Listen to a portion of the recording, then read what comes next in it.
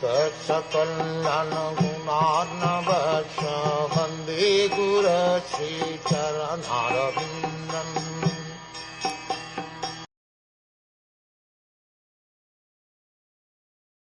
The transcendental activities of Dhruv Maharaj are well known all over the world, and they are very pure. In childhood, Dhruv Maharaj rejected all kinds of toys and playthings, left the protection of his mother, and seriously took shelter of the Supreme Personality of Godhead, Vishnu. My dear Vidur, I therefore conclude this narration, for I have described to you all its details. It is said by Chanakya Pandit that life is certainly short for everyone, but if one acts properly, his reputation will remain for a generation. As the Supreme Personality of Godhead, Krishna, is everlastingly famous, so the reputation of Lord Krishna's devotee is also everlasting. Therefore, in describing Dhruv Maharaj's activities, two specific words have been used: Vikyata, very famous, and Vishuddha, transcendental.